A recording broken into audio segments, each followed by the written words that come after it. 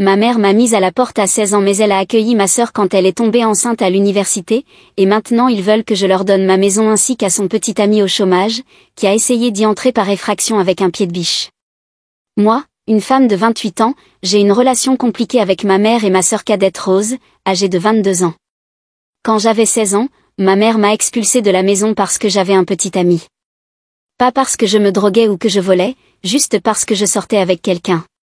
Lorsqu'elle a découvert que je voyais ce garçon de l'école, elle a complètement perdu son sang-froid. J'ai fini par dormir sur le canapé d'une amie tout en continuant à aller à l'école. J'ai commencé à travailler dans un petit dîner local, économisant chaque centime que je pouvais, et j'ai fini par financer moi-même mes études universitaires. C'était très dur, mais j'ai réussi sans aucune aide de ma famille. Je travaillais le matin avant les cours, le soir après, ainsi que tous les week-ends. J'avais à peine le temps de dormir, mais j'ai tout de même réussi à obtenir mon diplôme et même à mettre un peu d'argent de côté. Aujourd'hui, j'ai un bon emploi dans la finance, il y a quelques années, j'ai acheté une petite maison de vacances au bord d'un lac. Ce n'est rien de luxueux, mais j'ai travaillé dur pour l'avoir, et elle a une immense valeur sentimentale pour moi. C'est mon refuge pour les week-ends, l'endroit où je peux décompresser et retrouver la paix intérieure.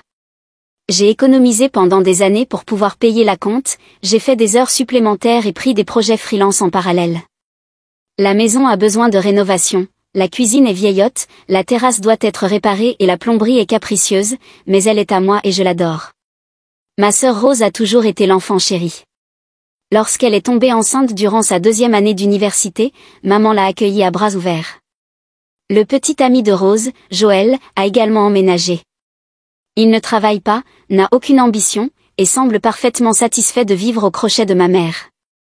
Il passe ses journées à jouer aux jeux vidéo et à se plaindre de la difficulté à trouver un emploi dans l'économie actuelle. Pendant ce temps, Rose a abandonné ses études et traîne à la maison sans but précis. Ma mère paie tout pour eux, nourriture, vêtements, factures de téléphone, rendez-vous médicaux, absolument tout. Au fil des années, j'ai maintenu un contact minimal avec ma famille. J'envoie encore des cadeaux d'anniversaire et des cartes de vœux pour les fêtes, mais je rends rarement visite. Chaque conversation avec ma mère me rappelle à quel point je compte moins que Rose. Lors de mes rares visites, maman passe tout son temps à parler des moindres accomplissements de Rose, tout en ignorant complètement ce que j'ai accompli. C'est épuisant et profondément démoralisant, alors je trouve généralement une excuse pour partir rapidement. Dimanche dernier, je savourais mon café du matin dans ma maison au bord du lac lorsque ma mère a appelé. Je savais immédiatement que quelque chose n'allait pas, car elle n'appelle jamais sans raison. Après quelques banalités, elle a lâché la bombe, Rose et Joël vont se marier, et ils ont besoin de ma maison en guise de cadeau de mariage, parce qu'ils doivent élever leur enfant quelque part. J'ai failli m'étouffer avec mon café en entendant cela. L'audace était à couper le souffle. Je lui ai demandé pourquoi elle me disait cela, et elle m'a simplement répondu qu'elle voulait que je leur donne ma maison. Quand j'ai refusé, elle m'a traité d'égoïste et a déclaré que la famille devait s'entraider. Je lui ai rappelé qu'elle m'avait jeté dehors à 16 ans et que j'avais dû me débrouiller seule. Sa réponse ? C'était différent parce que tu l'avais cherché. Je n'en croyais pas mes oreilles. Selon sa logique, avoir un petit ami à 16 ans méritait d'être rendu sans abri, tandis que tomber enceinte à l'université et vivre au crochet de ses parents était parfaitement acceptable. La conversation est rapidement devenue tendue. Ma mère m'a accusé de garder rancune et de punir Rose pour quelque chose qui n'était pas de sa faute. Je lui ai répondu que les choix de Rose étaient sa propre responsabilité, et que je n'allais pas sacrifier ma stabilité pour ses erreurs. J'ai souligné que Rose et Joël étaient des adultes et qu'ils devaient commencer à se comporter comme tels au lieu d'attendre des aides gratuites. Maman n'a rien voulu entendre. Elle a insisté sur le fait que, puisque j'étais financièrement stable et que Rose ne l'était pas, c'était mon devoir de l'aider. Avant de raccrocher, elle m'a dit qu'elle espérait que je changerais d'avis. Je lui ai répondu que ma décision était définitive. Elle a menacé de raconter au reste de la famille à quel point j'étais égoïste. Je lui ai dit qu'elle pouvait leur dire ce qu'elle voulait, cela ne changerait rien, la maison du lac n'était pas négociable. Dans les jours qui ont suivi, Rose et Joël ont commencé à m'envoyer des messages. Rose m'a reproché d'être cruelle et de condamner son enfant à la pauvreté. Joël m'a envoyé un long message expliquant combien il m'avait toujours admiré et espérait que je saurais voir la situation dans son ensemble. Je leur ai répondu que je trouvais cruel d'avoir mis un enfant au monde dans leur situation, sans aucune stabilité. Je leur ai conseillé de se concentrer sur la recherche d'un emploi et sur l'épargne, plutôt que d'essayer de s'approprier le fruit de mon travail. Puis, ma mère m'a envoyé un message énumérant toutes les raisons pour lesquelles, selon elle, je devrais faire ce sacrifice pour Rose. Elle a continué en disant que j'étais une personne à succès, tandis que Rose avait simplement besoin d'aide pour se remettre sur pied. Elle a affirmé que Rose méritait un nouveau départ et que le bébé avait besoin d'un environnement familial stable. Elle est même allée jusqu'à dire que Rose m'avait toujours admirée, ce qui était une nouvelle pour moi, et que ce serait une occasion de réparer notre relation. Je n'ai pas répondu, sachant que cela n'aurait fait qu'empirer les choses. Donc crédit, je préfère refuser de donner ma maison au bord du lac à ma sœur et à son désormais ex-petite amie. Je pensais que l'avalanche d'appels et de messages était déjà insupportable, mais ce qui s'est passé ensuite m'a laissé sans voix. C'était si inattendu et choquant que je n'arrive toujours pas à y croire. Hier, en rentrant du travail, alors que je me préparais à partir pour le week-end dans ma maison du lac, j'ai reçu une notification de mon application de sécurité indiquant un mouvement sur la propriété. J'avais installé des caméras de surveillance après un cambriolage chez un voisin l'année dernière, et je suis désormais extrêmement reconnaissante de l'avoir fait. J'ai consulté le flux en direct et j'ai vu Rose et Joël sur mon porche. Joël essayait de forcer l'entrée avec un pied de biche pendant que Rose montait la garde. Je n'en croyais pas mes yeux. Ils essayaient sérieusement de s'introduire chez moi. J'ai immédiatement appelé la police. L'opératrice m'a demandé des détails sur la situation, et j'ai expliqué que des membres de ma famille tentaient de pénétrer par effraction dans ma propriété de vacances. Elle m'a conseillé de rester en ligne pendant que des agents étaient envoyés sur place. Pendant l'attente, j'entendais Rose dire à Joël de se dépêcher avant qu'il ne se fasse attraper. Joël, agacé, lui a rétorqué que c'était de sa faute s'il devait en arriver là parce qu'elle n'avait pas su me convaincre de leur donner la maison. Quand les policiers sont arrivés, Rose et Joël ont tenté de s'enfuir mais ont été arrêtés avant d'atteindre leur voiture. Rose a dit aux agents qu'il s'agissait d'un malentendu et qu'elle pensait avoir l'autorisation d'être là. J'ai montré aux policiers les images de sécurité où l'on voit clairement Joël tenter de forcer l'entrée avec un pied de biche pendant que Rose faisait le guet. Ils ont arrêté Joël pour tentative de cambriolage et Rose pour complicité. J'ai fait une déposition, fourni les enregistrements de surveillance et expliqué le contexte. Les agents se sont montrés compréhensifs et m'ont assuré qu'ils traiteraient l'affaire de manière appropriée. Le lendemain, ma mère m'a appelée furieuse. Elle m'a reproché d'avoir réagi de manière excessive en faisant intervenir la police et a dit que j'aurais dû en rire parce qu'ils étaient juste des enfants. Je lui ai rappelé que Rose était une adulte, sur le point de se marier et d'avoir un enfant. Je lui ai demandé jusqu'à quand elle comptait continuer à lui trouver des excuses. Ma mère m'a accusé d'être sans cœur et de ne pas me soucier de la famille. Je lui ai fait remarquer que ce n'était pas moi qui avais fait dégénérer la situation, mais bien Rose et Joël en essayant de s'introduire chez moi. Je lui ai dit que, puisque la famille semblait lui tenir tant à cœur, elle devrait peut-être se rappeler qu'elle m'avait rejeté il y a des années. Elle a de nouveau raccroché au nez. J'ai passé le reste de la journée à gérer les conséquences de l'incident. J'ai contacté un serrurier pour changer les serrures de la maison du lac, même si Joël n'avait pas réussi à entrer. J'ai aussi renforcé mon système de sécurité avec des détecteurs de mouvement et des caméras de meilleure qualité. À ce stade, je ne voulais prendre aucun risque. Les retombées se sont aggravées. Rose a cessé de me contacter, heureusement, mais ma mère a commencé à m'appeler tous les jours. Ses messages vocaux allaient des pleurs aux cris. Elle affirmait que j'étais cruelle envers Rose en cette période vulnérable et que je devrais abandonner les poursuites, parce que la famille ne fait pas appel à la police contre la famille. Après le 5e message, j'ai bloqué son numéro, mais cela ne l'a pas arrêté. Elle a commencé à appeler depuis d'autres numéros, et j'ai finalement dû filtrer tous mes appels. Elle s'est même présentée à mon appartement sans prévenir. N'attendant personne, j'ai cru que c'était une livraison et ai ouvert la porte. Dès qu'elle m'a vue, elle a commencé à me reprocher de détruire la famille. Elle m'a supplié de retirer les plaintes contre Rose et Joël et de leur donner la maison. Elle a dit qu'ils faisaient face à de graves conséquences judiciaires et que tout était de ma faute parce que j'étais têtue. J'ai refusé et lui ai dit que Jean avait fini d'être le bouc émissaire de leurs mauvaises décisions. C'est alors que ma mère m'a dit que si je ne faisais pas cela pour Rose, je le regretterais toute ma vie. Elle a ajouté que la famille était tout ce que nous avions et qu'une fois détruite, elle l'était pour toujours. Elle a continué sur l'importance de la solidarité familiale dans les bons comme dans les mauvais moments, et m'a accusé de privilégier des biens matériels à mes liens de sang. Un instant, j'ai douté de moi. Le chantage émotionnel était efficace, je dois le reconnaître. Puis je me suis souvenu de tout ce que j'avais traversé, être mise à la rue à 16 ans, me débrouiller seule, sans aucune aide. Je lui ai demandé si elle regrettait un jour de m'avoir expulsée. Elle a simplement balbutié.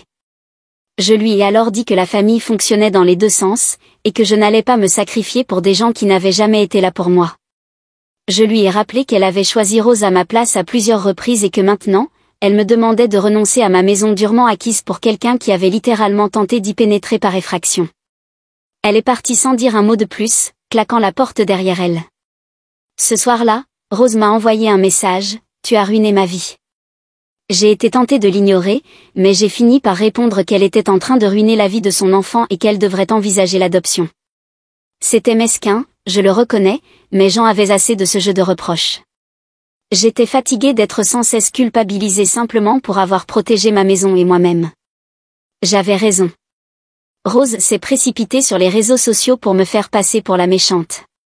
Elle a publié des messages expliquant que je thésaurisais une maison de vacances, tandis qu'elle, une future maman en difficulté, risquait de se retrouver sans abri.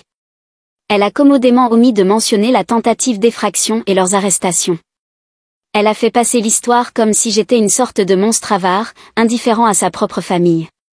Ces publications étaient soigneusement rédigées pour susciter la sympathie tout en me dépeignant sous le pire jour possible.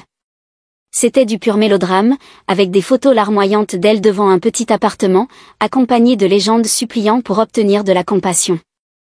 Elle affirmait ne pas pouvoir croire que sa propre sœur l'abandonne à un moment si critique. Elle parlait de sa peur de l'avenir et disait qu'elle ne souhaitait qu'une chose, offrir un environnement stable à son enfant à naître. Elle mentionnait même qu'elle n'avait nulle part où aller maintenant que Joël faisait face à des problèmes judiciaires, insinuant d'une manière ou d'une autre que c'était ma faute si leur relation se détériorait. Les commentaires étaient partagés. Certaines personnes la critiquaient pour laver son linge sale en public, mais d'autres, surtout ses amis, les amis de Joël et quelques parents éloignés, prenaient sa défense, répétant l'idée que la famille doit s'entraider. Ils me traitaient de sans-cœur parce que je n'aidais pas ma sœur enceinte dans son moment de besoin. Bien sûr, ils ne connaissaient pas toute l'histoire, mais cela ne les empêchait pas de me juger sur la base de la version biaisée de Rose. Ma mère s'est aussi mêlée de l'affaire. Elle soutenait Rose et disait qu'elle ne pouvait pas croire à quel point j'étais devenue froide. Elle commentait chacune des publications, ajoutant ses propres détails sur combien j'avais toujours été difficile et comment elle avait tout essayé pour faire la paix entre nous. Elle faisait passer l'idée que j'avais toujours été le problème, réécrivant complètement l'histoire pour servir son récit. J'ai essayé d'ignorer tout cela jusqu'à ce que Rose dépasse les bornes. Elle a publié une photo de ma maison au bord du lac avec une légende disant quelque chose comme « Voilà la maison que ma sœur égoïste garde pour elle toute seule pendant que je lutte pour survivre ». La photo avait clairement été prise juste avant leur arrestation lors de la tentative d'effraction. Dans les commentaires, les gens ont commencé à spéculer sur l'emplacement et la valeur de la maison. Certains plaisantaient même sur le fait d'aller s'y installer pour l'offrir à Rose. Cette invasion de ma vie privée était inacceptable. J'avais l'impression que mon espace personnel était à nouveau violé. C'est alors que j'ai contacté un avocat.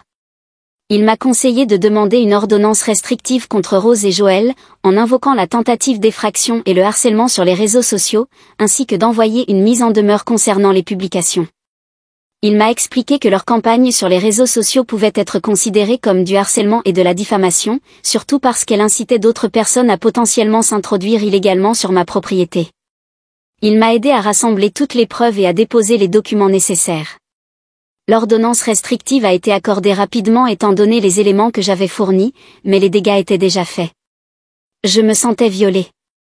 À ce stade, il ne s'agissait plus seulement de la maison, mais bien de me protéger contre des personnes qui ne respectaient aucune limite. L'avocat m'a assuré que l'ordonnance empêcherait Rose et Joël de s'approcher de moi ou de ma propriété, mais il m'a averti que cela ne stopperait peut-être pas complètement les attaques sur les réseaux sociaux. Il m'a conseillé de documenter tout ce qui se passerait encore, au cas où nous devrions engager d'autres poursuites. Rose a finalement cessé de publier sur moi après l'ordonnance restrictive. Mais ensuite, ma mère a décidé d'agir de son propre chef. Elle n'était pas concernée par l'ordonnance. Un samedi matin, alors que je faisais du jardinage à ma maison du lac, elle est arrivée sans prévenir. J'étais partie tôt ce matin-là pour entretenir le terrain et clarifier mes pensées. Alors que j'arrachais des mauvaises herbes, j'ai entendu une voiture entrer dans l'allée. Je n'avais pas envie de la voir, mais l'ignorer n'aurait fait qu'empirer les choses. Je me suis relevée, j'ai essuyé la terre de mes mains et je me suis préparée à un nouvel affrontement. Ma mère a immédiatement commencé à me reprocher d'avoir détruit ma relation avec Rose et ruiné la réputation de notre famille. Elle s'est lancée dans un discours sur la façon dont la famille doit rester soudée, comment Rose luttait et comment je l'avais abandonnée au moment où elle avait le plus besoin de moi. Elle m'a traité d'égoïste pour thésauriser mon succès pendant que Rose se noyait.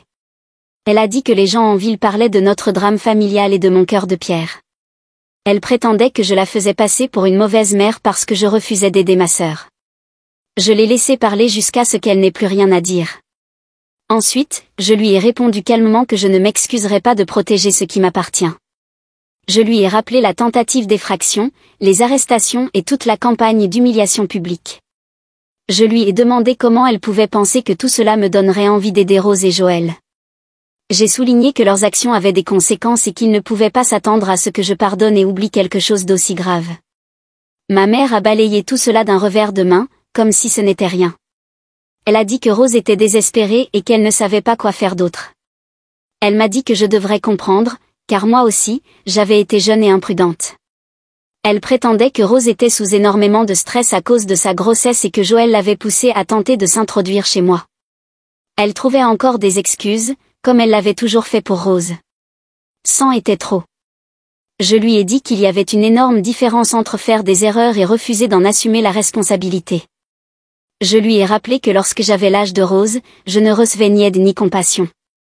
J'avais été expulsée pour avoir eu un petit ami.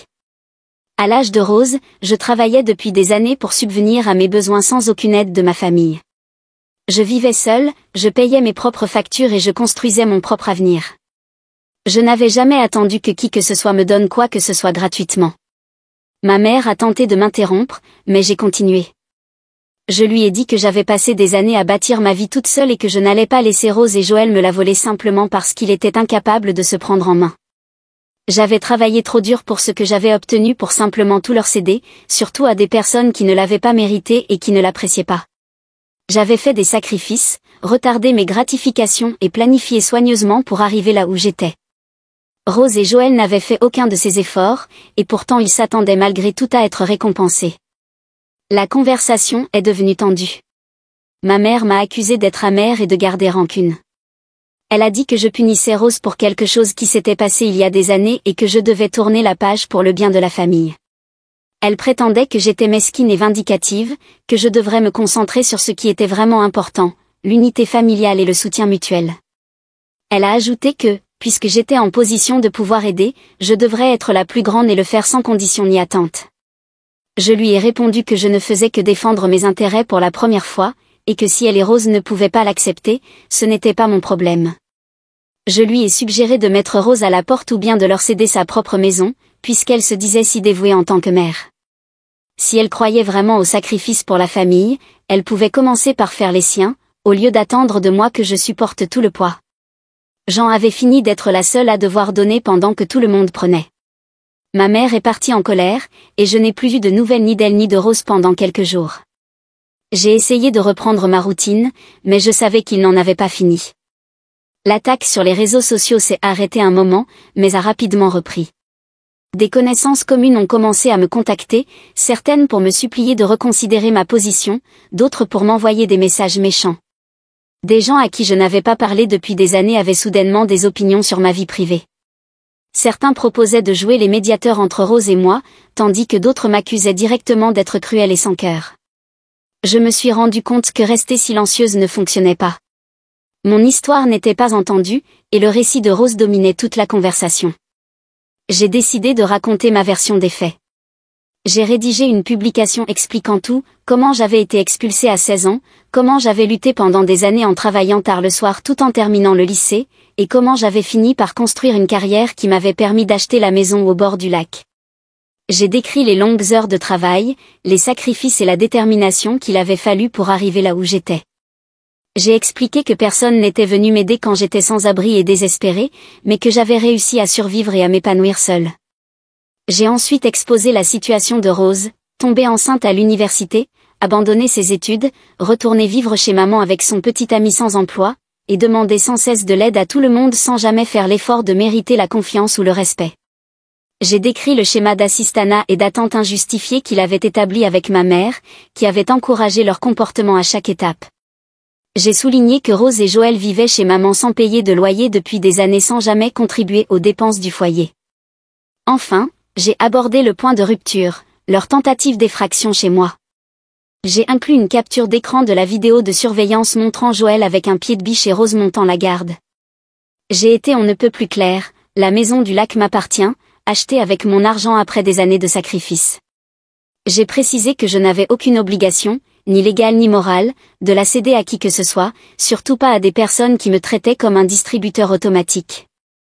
J'ai insisté sur le fait que leurs actes n'étaient pas seulement déplacés, mais bel et bien criminels, et qu'ils faisaient face aux conséquences juridiques de leur propre choix, et non à cause de moi. La publication a rapidement gagné en visibilité. Les commentaires affluaient, beaucoup m'apportant leur soutien, dénonçant le sentiment d'exigence et la manipulation dont j'avais été victime. Certains partageaient des histoires similaires de dynamiques familiales toxiques, d'autres me donnaient des conseils. Quelques-uns se demandaient pourquoi je n'avais pas coupé les ponts plus tôt. Honnêtement, je n'avais pas de bonne réponse. Peut-être que j'espérais encore que les choses s'améliorent, ou peut-être que je craignais les conséquences. Peut-être aussi que je portais encore cette culpabilité ancrée en moi depuis l'enfance, cette idée que la famille passe avant tout. Quoi qu'il en soit, je commençais enfin à voir les choses clairement. Tout le monde n'était pas de mon côté. Certains membres de la famille ont suggéré que j'aurais dû régler cela en privé. Je leur ai répondu que s'ils continuaient, je publierais aussi leurs messages.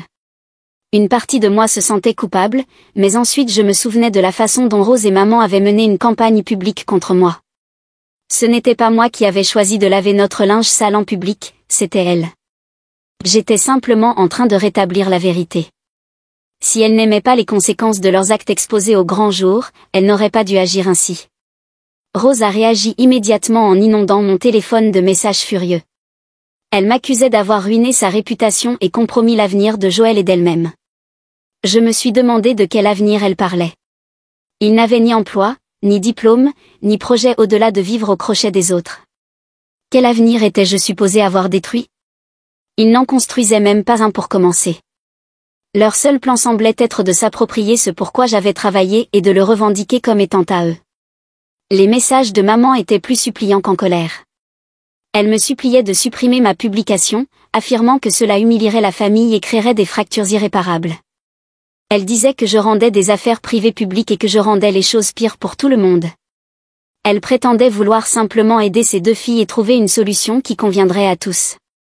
Je lui ai répondu qu'il avait provoqué cette situation eux-mêmes en m'attaquant pendant que je gardais le silence. Je l'ai prévenu que s'il recommençait, je ne retiendrais plus mes coups.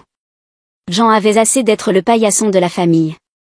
Ce soir-là, un ami commun m'a appelé pour me dire que Rose et Joël paniquaient, et que Joël menaçait de me poursuivre en justice pour diffamation. J'ai éclaté de rire. Tout ce que j'avais écrit était vrai et j'avais des preuves. De toute façon, avec quel argent comptait-il me poursuivre? Il ne pouvait même pas se payer un logement, encore moins des frais d'avocat. Cette menace était aussi vide que tout ce qui le concernait. Ce n'était qu'une tentative de plus pour m'intimider et obtenir ce qu'il voulait. Cette nuit-là, je me suis sentie en paix. Je n'étais plus leur cible facile. Pour la première fois depuis des années, je me défendais vraiment. Je n'allais plus les laisser me manipuler ou me faire culpabiliser. Je n'allais plus sacrifier mes besoins et mes limites pour des gens qui ne m'avaient jamais montré la moindre considération. C'était libérateur de poser enfin mes limites et de dire « Assez, c'est assez ». La nuit dernière, mon téléphone a sonné et le nom de Rose est apparu à l'écran. J'ai failli laisser l'appel aller sur la messagerie, mais j'ai décidé de répondre, prête à ses habituelles accusations. J'avais mon enregistreur activé au cas où elle dirait quelque chose que je devrais documenter pour des raisons légales. À ma surprise, j'ai entendu des sanglots, pas ces larmes manipulatrices habituelles, mais des pleurs profonds et déchirants. Avant même que je puisse demander ce qui se passait, Rose s'est mise à hurler que Joël l'avait quittée. Il avait fait ses valises et était parti, lui reprochant tout, les retombées de ma publication, leur instabilité et la pression de leur mariage imminent. Selon elle, il lui avait dit qu'elle était toxique et qu'il ne pouvait plus la supporter. Il était parti sans un regard en arrière, la laissant seule avec le bébé. Elle n'arrêtait pas de répéter qu'elle ne savait pas quoi faire, qu'elle était effrayée et seule, et qu'elle ne se voyait pas élever un enfant toute seule. Elle n'avait pas d'emploi, pas d'économie et aucun soutien en dehors de maman, qui était déjà au bord de la faillite. Elle affirmait qu'elle avait touché le fond et qu'elle ne voyait aucune issue. Elle disait qu'elle m'appelait parce qu'elle n'avait nulle part ailleurs où se tourner. Pendant un moment, j'ai presque ressenti de la peine pour elle. Sa détresse semblait réelle pour une fois, et la situation avec Joël était indéniablement difficile. Mais ma colère a refait surface. J'ai gardé ma voix calme, mais mes mots étaient glacials. Je n'allais pas me laisser manipuler par ses larmes ni par sa crise. J'avais traversé pire qu'elle à un âge plus jeune et je m'en étais sortie sans l'aide de personne. Elle pouvait faire de même. Je lui ai dit qu'elle n'avait à blâmer qu'elle-même. Elle avait choisi d'avoir un enfant sans aucun plan, sans penser aux conséquences, avec un homme qui manifestement n'était pas capable d'être un partenaire fiable. Je lui ai demandé à quoi elle pensait. Croyait-elle vraiment que Joël, incapable de conserver un emploi ou d'assumer ses responsabilités, deviendrait par magie un mari et un père stable ? N'avait-elle pas vu les signes avant-coureurs de son irresponsabilité et de son immaturité ? Pensait-elle vraiment qu'il allait devenir un pilier lorsqu'il rencontrerait des difficultés ? Elle a essayé de m'interrompre, mais j'ai continué. Je lui ai rappelé comment elle avait passé des semaines à m'attaquer, essayant de me faire culpabiliser pour que je lui donne ce que j'avais bâti. Je lui ai demandé si elle pensait sérieusement qu'il était acceptable de tenter de s'introduire chez moi, de rester là avec Joël à essayer de s'emparer de ce qui ne leur appartenait pas. J'ai souligné que sa situation actuelle était le résultat direct de ses propres choix et de ses propres actions. Elle avait choisi de tomber enceinte sans sécurité financière. Elle avait choisi de rester avec Joël malgré son manque d'ambition. Elle avait choisi de tenter de me prendre ma maison au lieu de trouver ses propres solutions. Ses sanglots se sont calmés, remplacés par un silence stupéfait. Mais je n'avais pas terminé. J'avais des années de frustration accumulées à libérer, et maintenant que j'avais commencé, je ne pouvais plus m'arrêter. Elle devait entendre la dure vérité que tout le monde autour d'elle lui avait toujours épargnée. Je lui ai dit que la vie n'était pas un conte de fées où les autres viennent réparer vos erreurs.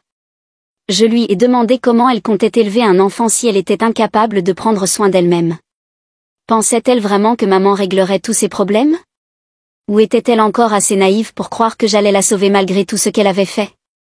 J'ai conclu en lui disant qu'elle devait commencer à prendre ses responsabilités et arrêter d'attendre des autres qu'ils viennent la sortir d'affaire à chaque fois que les choses devenaient difficiles. Je lui ai dit qu'elle devait grandir et faire face à la réalité, au lieu de vivre dans un monde imaginaire où tout s'arrangeait sans effort ni sacrifice. Elle a enfin parlé, d'une voix faible et tremblante, disant que j'étais froide comme la pierre et que je ne comprenais pas à quel point sa vie était difficile ni la pression qu'elle subissait. Elle prétendait que je ne pouvais pas comprendre ce qu'elle traversait parce que je n'avais pas d'enfant et que je n'avais jamais été dans sa situation. Elle disait que j'étais sans cœur au moment où elle avait le plus besoin de moi et qu'elle avait espéré que je ferais preuve d'un peu de compassion malgré nos différends. J'ai ri. Je lui ai répondu que je savais parfaitement à quel point la vie pouvait être dure, parce que je l'avais vécue. Je lui ai rappelé comment j'avais été expulsée à 16 ans, sans filet de sécurité et sans personne à qui demander de l'aide. J'étais plus jeune qu'elle ne l'était aujourd'hui, complètement seule, et pourtant, j'avais survécu et prospéré. La différence entre nous, c'était que j'avais pris mes responsabilités et que j'avais construit quelque chose, tandis qu'elle continuait à blâmer tout le monde pour ses erreurs. Moi, j'avais affronté mes défis de front, au lieu d'attendre que d'autres les règlent à ma place. La ligne est redevenue silencieuse. Je n'ai pas attendu de réponse. Je lui ai dit qu'il était temps de grandir et j'ai raccroché. Je n'ai ressenti ni culpabilité ni doute. Rose avait fait ses choix et devait maintenant en assumer les conséquences. Ce n'était pas à moi de réparer sa vie. Elle devait apprendre à se tenir debout toute seule, comme j'avais été forcée de le faire des années auparavant. Peut-être que ce serait enfin l'électrochoc dont elle avait besoin pour commencer à prendre ses responsabilités, pour elle-même et pour son enfant. Hier soir, ma sonnette a retenti de manière inattendue. Je n'attendais personne et, après tout ce qui s'était passé, j'étais méfiante face aux visiteurs surprises. En regardant par le Judas, j'ai vu maman debout là, décoiffée, les vêtements froissés, l'air de ne pas avoir dormi depuis des jours. J'ai ouvert la porte mais je ne l'ai pas invitée à entrer. J'ai croisé les bras et attendu. Je n'allais pas lui faciliter les choses. Avant qu'elle ne puisse parler, je l'ai arrêtée. Je lui ai dit que si elle était là pour me faire la morale au sujet de Rose ou pour me supplier de réparer ses erreurs, elle pouvait économiser son souffle. Je n'étais pas intéressée par un nouveau tour de culpabilisation ou de manipulation émotionnelle. Ma position était claire et elle n'allait pas changer. Elle avait l'air choquée, ouvrant et refermant la bouche sans trouver ses mots. Je ne lui ai pas laissé le temps de se reprendre. J'ai laissé sortir tout ce que j'avais refoulé pendant des années. Toute la douleur, la colère et le ressentiment accumulés depuis mes 16 ans ont jailli. C'était comme si un barrage avait cédé et je n'aurais pas pu m'arrêter même si je l'avais voulu. Je lui ai dit qu'elle avait été la pire mère imaginable. Je lui ai demandé comment elle avait pu jeter une adolescente de 16 ans dehors pour avoir eu un petit ami, me livrant au loup sans une seconde pensée. Je lui ai demandé comment elle pouvait dormir la nuit, sachant qu'elle m'avait laissé me débrouiller seule à un si jeune âge, alors que Rose avait eu droit à chance sur chance sans jamais faire face aux conséquences. Je lui ai rappelé comment j'avais peiné à terminer mes études secondaires tout en travaillant pour subvenir à mes besoins, comment j'étais allée me coucher affamée plus de fois que je ne pouvais le compter, parce que je ne pouvais pas me permettre à la fois un loyer et de la nourriture. Je lui ai demandé si elle avait seulement pensé une seule fois à ce que je traversais ou si elle m'avait tout simplement effacé de son esprit dès que j'avais franchi la porte. Ses mains tremblaient alors qu'elle tentait de trouver des excuses, parlant du stress qu'elle ressentait à l'époque. Je l'ai coupée. Je lui ai dit que le stress n'excusait pas d'abandonner un enfant tout en surprotégeant l'autre au point d'encourager un comportement destructeur. J'ai souligné comment elle avait passé des années à tout faire pour couvrir les erreurs de Rose, et comment elle osait maintenant attendre que je fasse de même. Je lui ai rappelé que c'était elle qui avait créé cette situation en enseignant à Rose que quelqu'un serait toujours là pour réparer ses erreurs. Elle avait élevé Rose pour qu'elle devienne dépendante et pleine de droits, et maintenant, elle devait faire face aux conséquences de ses propres choix parentaux. Elle a sursauté quand ma voix est montée. Je lui ai dit que je ne serais plus jamais le punching ball de la famille, et que si elle pensait pouvoir encore me faire culpabiliser, elle était dans le déni. J'avais fini d'être le bouc émissaire, le méchant, celui de qui on attendait tous les sacrifices sans jamais rien recevoir en retour. J'avais bâti ma vie sans leur aide, et je n'allais pas les laisser tout détruire maintenant. Elle a enfin parlé faiblement, disant que j'étais injuste, qu'elle avait fait des erreurs mais qu'elle essayait seulement de garder la famille unie. Elle prétendait aimer ses 2 filles également et vouloir trouver une solution pour tout le monde. Elle disait qu'elle essayait juste d'être une bonne mère du mieux qu'elle le pouvait. J'ai ri et je lui ai répondu que si elle avait voulu une famille unie, elle aurait dû traiter ses enfants de manière égale, au lieu de me faire passer pour la méchante et de présenter Rose comme une victime impuissante. J'ai souligné que son idée de maintenir l'unité familiale semblait surtout consister à ce que je sacrifie tout pendant que Rose ne contribuait à rien. Ce n'était pas une famille, c'était de l'exploitation. Une vraie famille, c'est du soutien mutuel, pas prendre à l'un pour tout donner à l'autre. Son visage s'est effondré, mais je n'ai rien ressenti. Je lui ai dit que c'était son problème à elle, pas le mien, et que si elle revenait à ma porte avec ce genre d'ineptie, je la dénoncerais pour harcèlement. Je lui ai conseillé de se concentrer sur le fait d'aider Rose à développer un peu d'indépendance et de sens des responsabilités, au lieu de chercher encore quelqu'un d'autre pour la prendre en charge. Rose devait apprendre à se tenir debout toute seule et maman devait arrêter d'encourager son comportement destructeur. Elle a essayé de protester, disant qu'elle ne faisait que tenter d'aider Rose. Je l'ai coupée et je lui ai dit que c'était son problème, qu'elle n'avait jamais réellement aidé qu'un seul de ses enfants. Je n'allais pas la laisser, ni elle ni Rose, détruire ce que j'avais construit. J'avais travaillé trop dur, trop longtemps pour arriver là où j'étais, et je n'allais pas tout sacrifier simplement parce qu'elle était incapable de se ressaisir. Elle est restée là, figée, ouvrant et refermant la bouche sans trouver ses mots. Je ne lui ai pas laissé le temps de se reprendre. J'ai claqué la porte en plein visage.